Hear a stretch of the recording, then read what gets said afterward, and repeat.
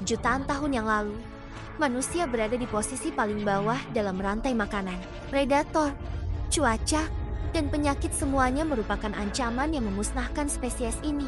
Namun, berkat revolusi, manusia beralih dan bertekad dari berkerumun di gua-gua gelap menjadi membangun kota-kota besar dan padat. Dan bagaimana hal itu bisa terjadi? Era misterius ini adalah masa ketika sejarah tidak tercatat secara resmi, namun membawa banyak sekali hal yang menjadi landasan dunia kita saat ini. Mari kita masuk ke mesin waktu dan melakukan perjalanan kembali ke era prasejarah. Oke, dulu apa yang aneh ini? Era prasejarah yang telah Anda lalui dengan baik adalah masa dalam sejarah ketika manusia mulai mengembangkan dunia yang kita miliki saat ini. Era ini terdiri dari 3 zaman utama, yaitu zaman batu, zaman perunggu, dan zaman besi. Nama-nama zaman ini mencerminkan bahan-bahan utama yang digunakan manusia untuk membuat peralatan mereka. Namun, bahan-bahan ini juga menyediakan lebih dari sekadar alat sederhana. Bahan-bahan tersebut menginspirasi masyarakat yang benar-benar baru dan membantu manusia berevolusi ke dunia baru. Mari kita lihat. Zaman batu. Zaman batu terdiri dari 3 era utama, periode Paleolitik, Mesolitik, dan Neolitikum. Zaman batu dimulai lebih dari 3 juta tahun yang lalu dan ini adalah salah satu zaman paling kritis bagi manusia dan evolusi kita. Salah satu kemajuan paling signifikan pada masa ini adalah penciptaan perkakas batu. Manusia purba mulai membuat dan menggunakan perkakas dari bebatuan dan bahan mentah lain yang ada di sekitarnya. Salah satu alatnya adalah kerikil tajam yang digunakan untuk memotong dan mengasah bahan lain. Pada dasarnya, ini hanyalah batu asah yang dipegang manusia untuk membuat alat yang lebih kompleks dan berguna. Setelah manusia menguasainya, mereka beralih ke mengasah batu lainnya. Batu yang digunakan untuk memotong ini dapat digunakan untuk memotong kayu atau membantu menyiapkan makanan. Selanjutnya, alat yang paling rumit adalah kapak tangan. Ini dibuat menggunakan beberapa teknik. Pertama-tama, Anda perlu membentuk batu menggunakan teknik palu yang keras. Setelah selesai, Anda akan menyempurnakan tepi tipisnya menggunakan teknik palu lembut.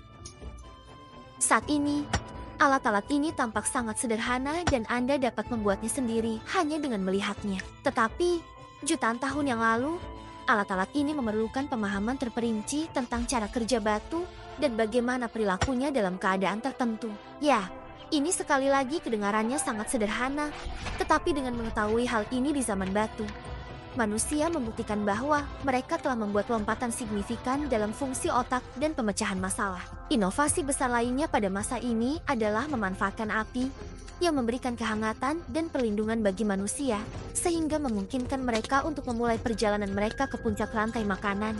Setelah jutaan tahun manusia bermain-main dengan peralatan yang baru mereka temukan, mereka mampu menjadi lebih dari sekadar masyarakat berburu dan berkumpul. Disinilah pertanian mulai berperan. Manusia pada periode Mesolitikum mulai bereksperimen dengan menanam tanaman pangan. Seiring perubahan iklim, menjadi lebih mudah untuk menanam tanaman sendiri di dalam tanah dan lebih banyak jenis makanan tersedia.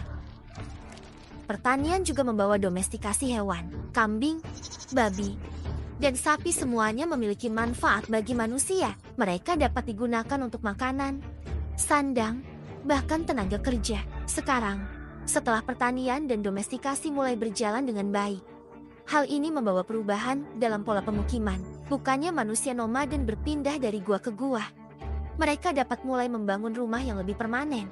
Manusia pada periode terakhir zaman batu, periode Neolitikum, membangun di atas penemuan-penemuan ini. Alih-alih hanya bereksperimen dengan benih, manusia mulai belajar teknik pertanian dan mampu menanam cukup banyak tanaman untuk memberi makan pemukiman mereka.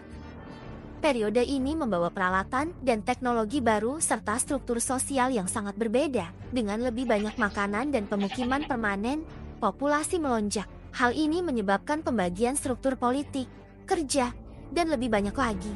Zaman perunggu, dari 3300 hingga 1200 sebelum Masehi adalah salah satu periode kunci dalam sejarah manusia. Pada zaman ini, manusia menemukan cara menggunakan logam seperti timah, tembaga, dan tentu saja perunggu dalam peralatan mereka. Dengan bahan-bahan tersebut, Mereka membuat instrumen dan senjata yang lebih canggih yang dapat bertahan lebih lama. Logam lebih mudah ditempa daripada batu, membuka pintu bagi pengrajin dan ahli untuk mulai bekerja dengan perunggu.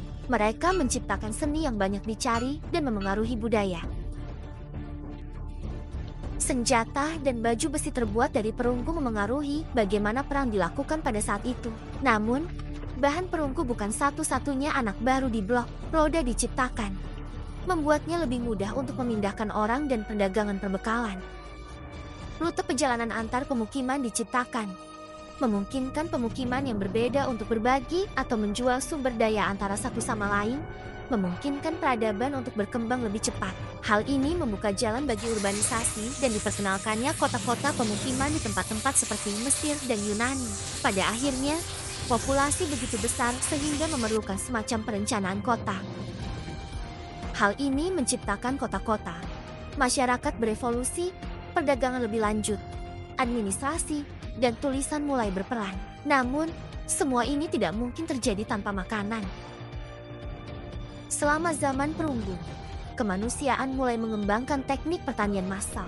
Hal ini dimungkinkan karena peralatan yang lebih baik dan peningkatan pengetahuan tentang cara bercocok tanam untuk memahami tanaman apa yang tumbuh paling baik di mana dan selama musim apa. Zaman besi, sekitar tahun 1200 sebelum Masehi, sebagian Eropa dan Timur Tengah mulai membuat perkakas dengan besi. Sekarang, ini mungkin terdengar seperti sebuah inovasi kecil, tetapi logam ini memungkinkan masyarakat untuk membuat langkah teknologi besar-besaran, lebih kuat dan lebih tahan lama daripada tembaga. Hal ini memungkinkan manusia membuat perkakas dan senjata yang lebih baik.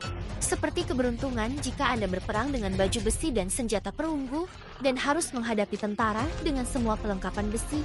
Masyarakat dengan perkakas besi berkuasa. Besi juga lebih mudah ditambang dan lebih mudah didapat dibandingkan tembaga. Hal ini memungkinkan manusia membuat lebih banyak peralatan yang ekonomis, dan lebih banyak peralatan berarti lebih banyak makanan yang bisa dipanen, lebih banyak bangunan yang bisa didirikan, dan lebih banyak peluang bagi masyarakat untuk maju dan berkembang. Proses pembuatan alat-alat ini juga membutuhkan inovasi yang signifikan dalam peleburan besi dan kemampuan untuk menempa dan melunakkan bahan tersebut, membutuhkan lompatan teknologi yang besar. Namun kota-kota tidak dibatasi hanya untuk membuat beberapa alat pada satu waktu. Mereka menjadi pusat produksi. Mereka dapat memproduksi lusinan atau ratusan alat kapanpun mereka membutuhkan. Pengerjaan besi sangat populer sehingga selama beberapa ratus tahun berikutnya, alat ini meluas ke seluruh dunia. Dari Skotlandia hingga Afrika, masyarakat mulai menggunakan besi dan mempelajari metode pembuatan alat-alat ini, sehingga memungkinkan lebih banyak kota dan permukiman untuk maju dan sejahtera. Rute perdagangan membantu kemajuan lebih banyak kota dan budaya dapat berkomunikasi satu sama lain dibandingkan sebelumnya. Penciptaan peralatan besi memfasilitasi kebutuhan berbagai kota untuk berdagang dan berbagi sumber daya. Alat penting lainnya yang ditemukan pada masa ini adalah bajak besi, yang memungkinkan kita bertani tanaman lebih efisien dari sebelumnya, seringkali menciptakan surplus makanan. Tentu saja, lebih banyak makanan memungkinkan populasi tumbuh lebih besar berkat alat-alat baru yang ditemukan ini. Sekitar tahun 550 sebelum Masehi, zaman besi digantikan oleh zaman purbakala klasik yang ditandai dengan dimulainya pencatatan manusia dan mendokumentasikan sejarah kita sendiri, dan sisanya adalah sejarah. Secara harfiah, sekarang, apa yang akan terjadi jika kita memutuskan untuk kembali lebih jauh ke periode Kambrium, masa sebelum dinosaurus ada, dengan baik? Kedengarannya seperti cerita lain. Bagaimana jika lebih baik kalian tekan tombol like, komen, share, dan subscribe dulu. Sampai jumpa di video selanjutnya.